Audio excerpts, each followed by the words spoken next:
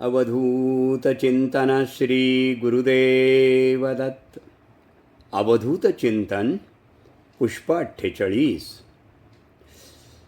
अवधूत चिंतन श्री गुरुदेव दत्त. अनुसयात्रिसंभूतो दत्तात्रेयो दिगंबरा स्मर्तृगामी स्वभक्तानां उद्धरतां भवसंकटात्. आयुष्यात गुरुकृपा केव्हा होते? अनेक भक्त हा प्रश्न विचारत असतात. आपले आयुष्य हे वृक्षाच्या पिकलेल्या पानासारखं आहे. ते वाळलेलं पान कधी गळून पडेल हे कधीही सांगता येत नाही. त्याप्रमाणे आपलं आयुष्य आहे.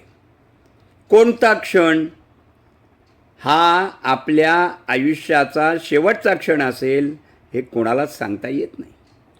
पूर्वकर्माने सत्ता संपत्ती मिळून येईल तेव्हा आपल्या देहावर सुद्धा आपला अधिकार राहत नाही.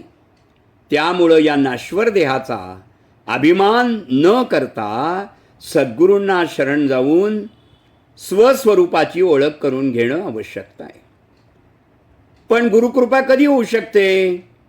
अशाश्वत जीवनामध्ये काळाचा हातून सुटायचे जर असेल तर सद्गुरूंना शरण जावेच लागते व सद्गुरूंच्या आदेशाप्रमाणे आचरण साधन उपासना करा तरच या संसारातून सुटका होऊ शकते. यासाठी एक आपण प्रसंग पाहूया. प्राचीन काळी एका ऋषींचा आश्रम होता. तेथील ऋषी रोज शास्त्र पठण जप तप करत असत, साधना करत असत. ज्यांच्या आश्रमामध्ये एक तरुण शिष्य होता. तो नियमाने गुरूंच्या संगतीत बसायचा, मंत्र ऐकायचा, ग्रंथ वाचायचा. पण त्याच्या मनात सतत एक प्रश्न यायचा की मी रोज हे सगळं करतो पण मला काहीच विशेष अनुभूती का येत नाही बरं? एक दिवस त्याने हा प्रश्न त्याच्या गुरूंना विचारला. ऋषी हसले आणि शांतपणाने म्हणाले, आश्रमाच्या मागे एक जुना मातीचा घट आहे. तो घेऊन तू नदीवर जा आणि पाणी भरून घेऊन ये. शिष्य गेला. घटात पाणी भरलं पण घटाला काही सूक्ष्म भेगा असल्यामुळे आश्रमात पोचेपर्यंत सगळं पाणी निघून गेलं. शिष्य निराश झाला. गुरूंनी पुन्हा तेच सांगितलं. तो पुन्हा गेला. पुन्हा पाणी गळून गेलं. असं अनेकदा झालं. शेवटी शिष्य म्हणाला, गुरुदेव या घटामध्ये पाणी शिल्लकच राहत नाही. मग हा प्रयत्न कशासाठी आपण करतो?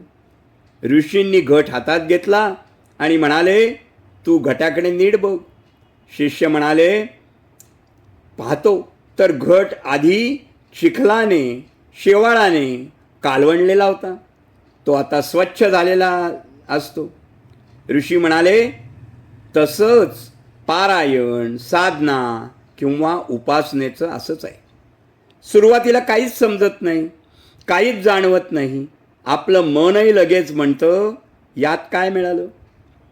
पण शब्द मंत्र ग्रंथ यांचा सातत्याने स्पर्श झाला की मनातील विकार विचारांचा गढूळपणा अहंकार हळूहळू तुटला जातो. आता हेच बघ ना, घटात पाणी राहिलं नाही पण घट मात्र शुद्ध झाला. गुरुचरित्र पारायण व साधना यांचे पावित्र्य याच्यातच आहे. ते तात्काळ चमत्कार दाखवण्यासाठी नाहीत तर आतला मलिनतेला दूर करण्यासाठी आहे. रोज थोडं थोडं वाचन श्रद्धेने केलेलं पारायण ते मन शुद्ध करत राहतं, बुद्धीला विवेक देत राहतो आणि जीवनाला योग्य दिशा दाखवतो. ऋषीमुनींनी म्हणूनच शिष्यांना नेहमी उपदेश करत असत. समज येते म्हणून नाही तर शुद्धी होते म्हणून उपासना आणि साधन हे करीत राहायचं. जेव्हा अंतःकरण निर्मळ होतं तेव्हाच गुरुकृपा आपोआप प्रगट होते. अवधूत चिंतन श्री गुरुदेव दत्त. शुभं भवतु शुभं भवतु शुभम भवतु.